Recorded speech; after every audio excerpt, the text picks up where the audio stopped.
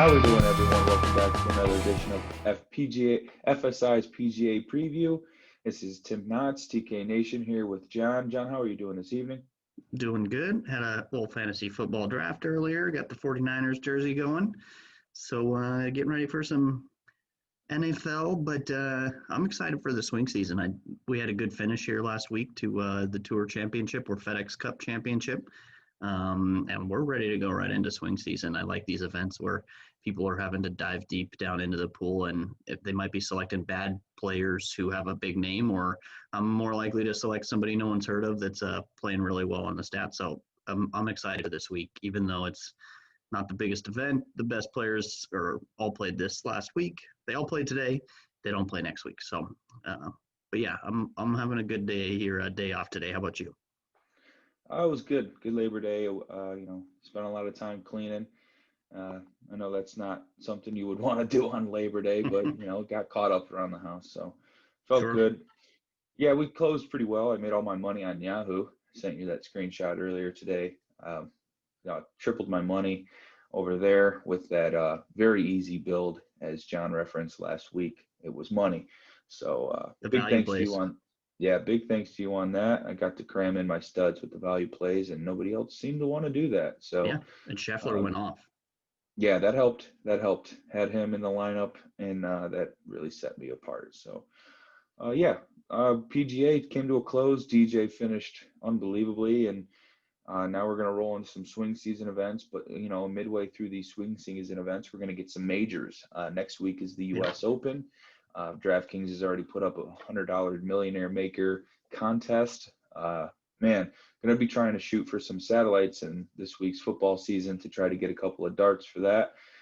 Suggest you do so as well. The PGA's got some contests and satellites up for that big $100 GBP. Let's try to fit some optimal builds, try to get some tickets, and try to make our way to $1 million next week for the first major second major since the return since COVID. So with that being said, let's get into the ugliest tournament field we've seen since probably the Detroit Classic or the Rocket Mortgage Classic. We got the Safeway Open. John, what are we doing and where are we at? Sure. I honestly, I think the field was even better there than it is here. So it's pretty ugly, but that's all right. We're going to dive in anyways. Like you said, this is the start of the 2020-2021 season. Safeway Open, they play at Silverado Resort and Spa. This is the North Course over there. It's in Napa, California. They hosted the event now. This will be the 6th year. Silverado's a par 72, 7,100 yard with POA grass greens. These are difficult to hit fairways. We're really going to be honing in on drive accuracy. Cam Champ did go out and win as a drive distance specialist last year, but still drive accuracy is what really kept him in there, not just hitting it long, but keeping it straight last year. So we'll be looking at that. Looking at the holes here, there are 7 that are 400 to 450 yard par 4s. So we'll factor that into the model a little bit. Just looking at the field here, nobody who played this last week that finished up today is in the field for this week. So basically everyone had at least 1 week off. Most of these guys have had 2, if not 3 or 4 weeks off, guys who didn't qualify for any of the playoffs. So the field is not the best. We've looked at weather quite a bit. There's, not too much to talk about there this early in the week. Maybe a little bit of wave stacking on Thursday might be the best date, but probably nothing for a classic slate. And so looking at the key stats, I honed in on shots gained approach, tee to green, greens in regulation, and we did the 400 to 450 yard par 4s. Most of these proximity shots seem like they're going to be coming from 200 plus, or at least a large chunk of them. So I'm looking at proximity from long, and then ball striking and putting on POA. So that'll be about it this week, kind of a standard week for the stat model, I would say. What about you? Any other stats or anything you're factoring in this week? So usually when I get to par 72 courses, I do like to factor in par 5s because you get 4 par 5s. So that is something I added to my model, and I usually correlate par 5 scoring with birdies or better gained. So I can get a good idea, from the guys that are making birdies on par 5s in any opportunity they get to make equals and birdies at a better rate than anyone else, I try to look at those as well. So those are the only two I would come to as far as stats. You know, the Safeway Open Sure. is it's kind of like a chameleon event. It seems like, you know, you can get a guy that can score from, you know, the distance, you know, and then the short wedges, or he's going to be CHEZ REAVIE, where he's just poking it down the fairway, you know, every 200 yards, and then he finds his way for birdie from there. So you can kind of take a look at any kind of golfer here. So what I'm really looking forward in picks is just recent form, and that's kind of like where I'm at. So Sure. with that being said, let's get into this beautiful field. At the 10K range, we have 5 guys, but one just pulled out, Matt Kuchar. So let's see, who should we talk about here? Yeah, I mean, you're right. It's ugly. Kuchar's kind of he was a play there that maybe had some potential. He'll no longer be here. For me, I'm thinking Brendan Steele's going to be my first choice. He's obviously got the course history here. He won this event in 2016. He won it the next year as well, 2017. And he has made 5 out of 5 cuts at the event. So just looking at course history, obviously he's going to be a top selection for a lot of people. The form here is really interesting to me, though. These aren't jumping off as like top 5s or top 10s, but the BMW Championship, that was a playoff event for a T33. That's really good. Northern Trust, another playoff event, T44. PGA Championship, T22, and the Memorial, T13. So he's been actually playing some really good golf lately, even though he hasn't hit any top 5s, top 10s even since the Travelers here. So that interests me a lot, but he rates out well on the stat model. Also, looking at his last 50 rounds, he's 10th in ball striking, 8th greens in regulation, and then 2nd in net proximity for over 200 yards. So a lot to like about Brendan Steele this week. I don't know if I would feel good about playing him in cash. Obviously, we are used to paying like $6,500 or $7,000 for a Brendan Steele. So I don't know about any of these guys up here being really cash worthy. It's really tough to pay this price for anybody here, except Phil is the only name that you've ever paid this much for, I'm guessing. Yeah, this is not a cash range at all. Like I said, Brendan Steele would probably be the play here in this range for any kind of optimal build. If you think he can win or top 5 the event, which is more likely than anyone else in the range, and even in that high 9K, I feel like playing Brendan Steele over even Spieth and Garcia, who have won majors and Masters. You know, I still feel better playing Brendan Steele over those two who have just had some pretty atrocious form. The only other guy I think would be a relatively decent GPP play would be Siwoo.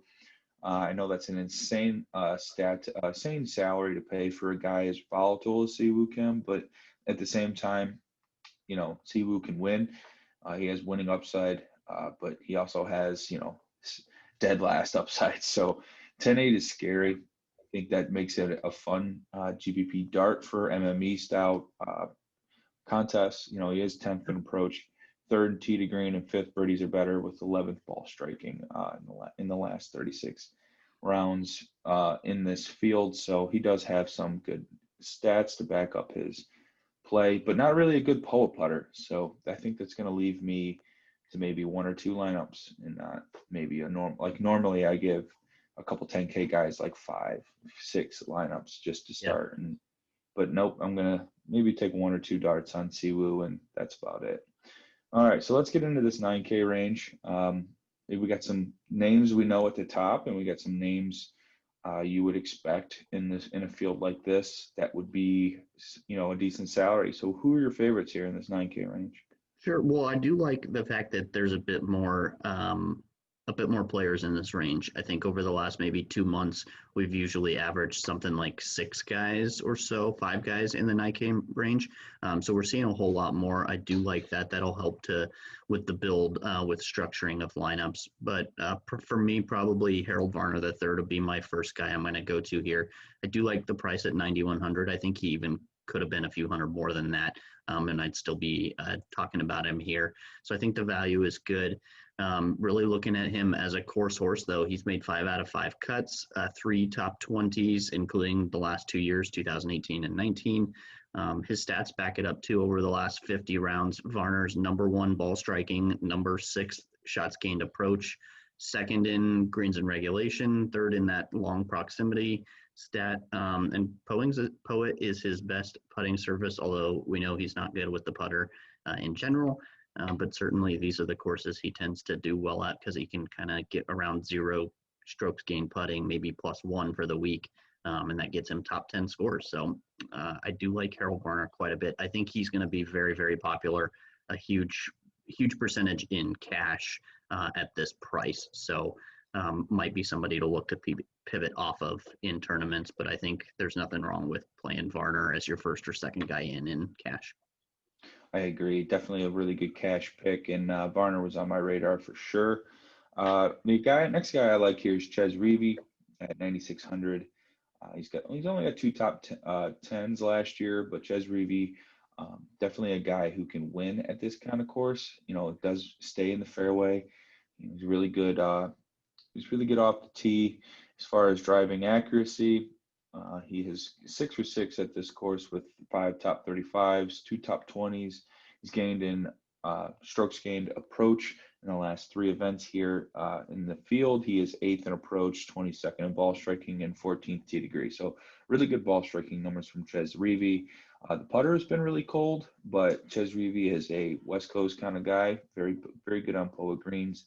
I think the transition back from the East Coast to the West Coast is going to be really beneficial for CHEZ REAVIE's putting game, and I think you're going to see some comeback from him on the green surface.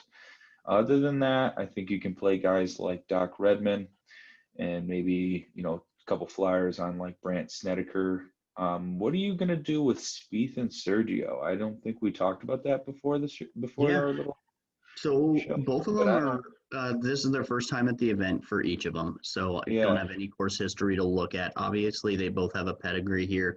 Sergio kind of fell off at the end of last year, kind of headed into the playoffs, and really both of them had a disappointing end to 2019 season. So I'm not sure if I really want to back either of them right here. I think the price is pretty steep for each of them. I'd honestly be more interested in whether it's cash or tournaments, getting away from them and coming down for Grillo or CHEZ REAVIE. Not Grillo, not in cash, but CHEZ REAVIE, Joel Damon, I would play him, Van Rooyen as well. I think all those guys interest me more than Spieth and Garcia, especially due to the elevated price. Yeah, I see like Streelman's got 4 top 10s. Dahlman's got 5 top 10s last year. Those are 2 guys that have been striking the ball a lot better than players like Spieth and Sergio. The only one I would probably think about playing would be Sergio because he's got pretty good distance and accuracy off the tee. Really good off the tee kind of guy, and Spieth is just abysmal. You don't want to be outside the fairway lines this week, so Spieth would be a total fade for me in that regard. Although he does have a good short game and putting, which does go a long way at Safeway. I seen that the short game was pretty important here at Napa Valley. But yeah, I don't know. Probably going to go to my Siwoo theory here with just the 1 or 2 darts on Sergio, fade Spieth, and then pound guys like REAVIE and Redman, Varner, and Streelman. I'll that'll even play wrap some Snedeker this week too. So yeah, he's a winner at this course, I think. Yeah, so both Sneds and Spieth a long time without a win, so they're going to be trying.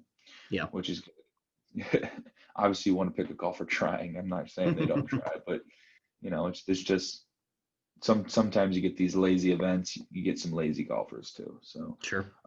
Let's get into this 8K range. I think we both have our favorite play or 2 in this range. Who's your favorite? For me, and I end up taking him a lot, so kind of a homer pick for me. That's HENRIK Norlander. Talked about him quite a bit over the last few months. He's got some ups and some downs, I know that, and obviously did not make it all that far through the playoffs. So I'm not sure why we're not loading up here, but there we go. Over his last 50 rounds, Norlander ranks 7th in fairways gained. He's 8th in par 4 scoring, 16th ball striking, 22nd greens in regulation. So I do like kind of where he's at price-wise. I think it's just about right for him, but I think the stats pick him up pretty good in that range. The course history isn't great here for him, but really it's because he's been playing so well just since the stoppage. Sixth back at Memorial. He's got some good finishes in here. Did miss the cut at Northern Trust, but again, that was such a stacked field. I'm not too concerned there. So yeah, HENRIK Norlander pops quite a bit for me in the model. I will be playing quite a bit of him. I'm not sure in cash, just because of some of the inconsistencies, but certainly a top tournament option for me in the 8K range. What about you? Who's your first choice here? I'm going to the Cam Davis well. That pick really played out pretty well for me in the I believe it was the Wyndham Championship where I won my $6,000. Cam Davis was the star of the show for me that week. He is first in my model, so that is going to be an all-in move for me. First in birdies or better, sixth in par fours from that 400 to 450 range. Fifth tee to green, seventh ball striking. I mean, he just explodes on the model. 17th in 2018, at the Safeway Open. So that just further confirms he could play well at this course. 15th at the Wyndham, like I had said. 12th at the 3M. 29th at Northern Trust. The recent form's there. The course form is sort of there, with the one event. I think he made the cut in 2019, but just wasn't relative as far as finishing position. But Big Cam Davis going to be pretty much an all-in move for me this week at 8,900. If I'm feeling froggy, I may bet him as well. But I feel like if I bet him, I'm going to jinx the hell out of him. So I'm not going to do it. Sure. I really like the Cam Davis pick. I think he's a solid option here. Not a lot else that I really love in the range. For me, just looking at recent form, Will Gordon popped up. He's not a guy that many people are going to be playing, but just over his last 5 events, including the T3 there at Travelers, that kind of popped for me. So I'll have some interest there in Will Gordon, but not going all in like Cam Davis here. Yeah, Will Gordon's actually a decent GBP play. I saw that pop on the model as well. I'm going to have some exposure to him as well as Mark Hubbard right there at 8,100. Sure. I think that would be my second guy in this range. He's 15th at the Wyndham as well. He was a part of the big lineup for me as well. 18th in the model this week. He had 13th at the Safeway Open last year. So he's another guy I'm going to heavily consider for both cash and GBP lineups. 8,100, very fair price. Mark Hubbard makes a lot of birdies. Even if he's going to score some birdies or some bogeys, he's going to match with birdies. So I'm going to go with him. And I don't think T-Dunks is ever a bad play when you're talking about driving accuracy. He's one of the best in the game at finding every fairway. So no problems with him. The only problem is you're paying 8,400 for Tyler Duncan, and usually you get him at 66. Yeah, he's a 6K guy. Right. So it's just like you don't go all in on guys that are typically 6K guys, but you'll see Mark Hubbard in the 8Ks from time to time, and sometimes you'll get Cam Davis in the 8Ks. So those two plays make sense from a consistency standpoint. We're on POA, so I don't think we'll play Burns. I think we're good to move on here from this 8K range. What do you like? I think that's about it there. Yeah, what do you think about this 7K range? It's going to get a little harder down here. Yeah, the 7K was tough for me. I've kind of pointed out a few guys or picked out a few guys in the 6K range I kind of like better. But yeah, in the 7K range, really the one that popped for me, and he's not somebody I'm typically playing, but that's Jim Furyk. I know that the form is not great. Last 2 events miscut, really 3 out of the last 4. But Jim Furyk has the game here to hit all of the fairways. And so he ranks first in fairways gained, first in greens in regulation over his last 50 rounds. Now I know quite a bit of that is going to be coming from early last year or really into the swing season of the previous year. But he pops up in the model. I'm going to end up playing him some. I think he's going to be super low owned, obviously, with the recent form. So that'll be a little bit of pull for me. What about you? Who's your top guy? I've got a couple more that I'll sprinkle in here, but who's your top guy? So the big target for me is Cam Tringale, 7,500. Definitely a West Coast guy. He is second in my model. He's 5 of 6 here. He's gained on approach in every single year here at the Safeway Open. Second in approach in the last 50 rounds. Second tee to green, 19th, or second short game, 19th tee to green, and finished 29th at the Northern Trust and 3rd at the 3M Open. So there's some recent form back in July and in August. So I like Cameron Tringale, really good on POA greens, and he's a typical good swing season golfer. Going to be a cash pick for me. Anyone else in the 7K range? There's not much more I like. Yeah, Can't. popping up for me a little bit. Luke List, obviously, dude can't putt, but a lot of the other stats do tend to like Luke List this week. And then Martin Laird popped up for me as well. He's all the way at the bottom at 7K. He is a guy that I actually end up playing quite a bit through the swing season events. He tends to have some success and then starts to just sort of trail off as some of the bigger events start to come around. But yeah, he's interesting to me as well. I'll be playing some Martin Laird this week. But again, probably dropping more often than not into the 6K range to try and pull somebody out to make the roster fill up nicely. Martin Laird ain't a bad pick at all. I didn't realize he was in this field. Probably didn't pop on the model because he hasn't golfed in so long. So Yeah, that's part of it. That's a decent pull. I think I'm going to have to jump on board there in GPPs. Party Marty, he's got a decent track record in California, so I like that pick quite a bit. See if he just randomly hits. We'll see. No form at all with not having played. I haven't been able to dig in and see if he's played any other like Corn Ferry or anything, but outside. Well, he's a veteran, you know. He's played on the tour for so long. It's like sometimes you don't need any kind of like an idea based on recent results. You know, at any point the veterans can come out and play. So I think that's a solid pull. Another guy, maybe Taylor Gooch. Gooch has get some solid results. I think he's going to be fairly popular as well because people know Taylor. Yeah, people know Taylor Gooch's name based on some of the recent finishes he's had. You know, he played in the BMW in the Northern Trust, finished 18th, 25th at the Wyndham. So people have been playing him for the past couple of weeks. You know, there in August. So they know his name. He'll be playing. You know, 24 birdies at the Northern Trust. That's a lot. So. And these swing season events is where he gains a lot of his points to be able to make the playoffs. So I expect him to start off hot. I could see a good cash play right there with Taylor Gooch if you need another 7K guy to maybe fit. You know, maybe you do get Brennan Steele that way. So, but yeah, that'll do it for me in the 7K range. We could pop into the 6K range and we could start drawing names out of a hat. What do you think? Sounds good. Well, if we're drawing names, I would be hopeful. My first one would be Cam Percy. He pops for me in the model. I do like what Cam Percy's been doing lately. Again, these guys have been playing in super tough fields, but he has been missing cuts lately. The form isn't the best, but really the stat model loves Cameron Percy quite a bit. So I'll be playing him. Aaron Wise looked pretty good for me as well. Jason Duffner, if he could just putt, he's obviously going to be so bad. Towards the top of this leaderboard. Top 25 is easily in his wheelhouse if he can just make a few putts. And then a guy I've never played before that really popped for me, and that's Chris Baker.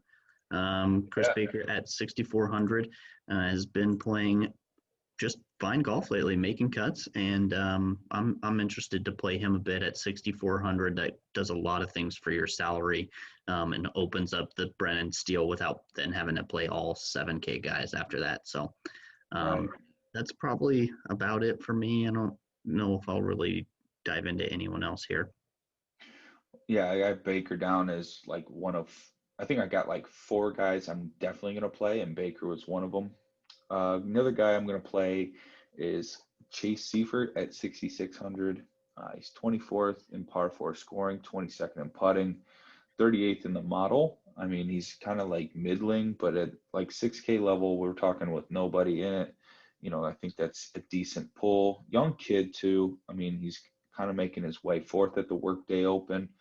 You know, and he had 12.6 strokes total that week with 6.8 putting, 3.7 on the approach. So yeah, he's missed the last 3 cuts, but you know, he pops randomly and it looks like his upside is top 5 upside. So we could see maybe he does the same here in the West Coast. Another 2 guys I got, Doug Gim, 18th at the 3M. He gained 10 strokes total, 5 on tee to green, and he was 6,300. I don't mind him. Gim is West Coast college grad. I believe he went to Stanford. I'm not sure about that. But another guy I have is just totally off the radar. Like I was deep diving for no reason, and I found this guy, and I'm just like, you know what? I'm gonna throw a dart or two on him. Isaiah Salinda. He's really young, 23-year-old playing on the Korn Ferry Tour. Last year he competed on the Mackenzie Tour, which is like the Canadian Tour. He's like he recently played on the Walker Cup with his teammate Brendan Wu. So he's a Stanford grad from South San Francisco. So he's a California guy. He finished in the Safeway Open last year, 33rd, and he finished on a really good Sunday too, shooting 4 under. He had an eagle, 15 birdies. I think, hey, if 6,200, if he can replicate that, if he can find a home here at Safeway, I mean, kind of like what Cameron Champ did, and if that's how he sticks around, I would love it. I would love to be first on this. And sometimes in DFS, you have to probably zig when everyone zags, and you got to try to find these guys before everyone else does. So Sure. I'm gonna take a shot on Isaiah Salinda, and let's see if he can turn into one of TK's random favorites. And 16th in par 5 scoring too. So it's not like he's not he's pretty decent golfer. Let's see if we can get some gold there down at the bottom. But that'll wrap it up for me in the 6K range. Is there anything else to add overall? No, I mean, obviously this isn't the best field event. Lots of guys getting prepared for next week's U.S. Open, but I think these are some of our more profitable events here. This bit of swing season is really exciting. So certainly don't hesitate to jump into the Discord and join us for some Wednesday building and looking over weather, stacking, all those sorts of things that might come up on Wednesday. And then take a look at the ownership too and see if we can pivot a little bit off of some of the guys that we know are going to be popular there. Yeah, definitely. This is going to be a week where everyone's got their focus towards football season. It's week 1. So everyone's going to be like, oh my God, I got to get all my money towards NFL football. And everybody just leaves the PGA scene. And this is where we step in as our experts, we use our expertise to the field. And this is how we make all our big money. It's staying with good bankroll management, of course, but I'm pretty excited.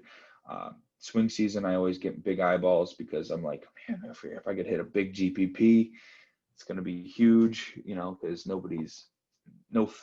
random fish in the field getting lucky. So looking forward to it. And like as always, guys, like and subscribe our videos. John and I will be with you in the Discord throughout the week. Making sure we get our PGA lineups in. We've got course sheet for you coming out Wednesday. So I'm pretty excited. Swing season's back. 2 majors in the swing season. Should we take a one and done pick this week? Oh, yeah. That's what I was writing down as you were closing up. I think last week I had Xander. That worked out pretty good. Yeah, you tore that up. I had Rory, so it's not like I was far off. So Rory played well. I think Rory was he 4th in stroke? No, without the strokes. I think he was 4th in the week. Oh, gotcha. It was Xander, and then Scotty Scheffler was 1-2 for without strokes. Jeez, I don't know. Scotty Scheffler, that kid, he's gonna win Rookie of the Year, right? Dude, remember when I was playing Scotty Scheffler like week in and week out, and it was miscut, and then all of a sudden, he's turned it on. Jesus, and that's what I wanted when I was playing him. Played great the last month. I could see him as a dark horse fit for the U.S. Open. Yeah, he loves these tough courses. He's really, really good. I kind of think Rory wins the U.S. Open. It'd probably be a star, but as a dark horse sleeper, I like some Scotty Scheffler. Although now he's going to probably be 9.92 or something. Yeah, he's going to be way overpriced, and you're going to only be paying him small amount in GPPs, and you won't have enough exposure. Yeah. For one and done this week, I'll take Brendan STEELE. Oh, run the course horse. Yeah. All right. we go. Now we got a full season, so we're gonna have to keep better track of this and get a sheet going and start tallying these up, because last year we kind of got cut off halfway. You know, it just kind of got. So now that I got a full year, I want to get a good idea from you know, but I got to go Cam Davis. I have to. He's my lock. He's my lock. I got to go with him. I don't know when else I'm going to feel this strong about Cam Davis. 2 weeks. maybe next week after he wins this week. All right, so that'll wrap things up. As always, thank you, John, for your time tonight. Looking forward to this week, and let's keep getting after it, guys. See ya. Sounds good. Peace.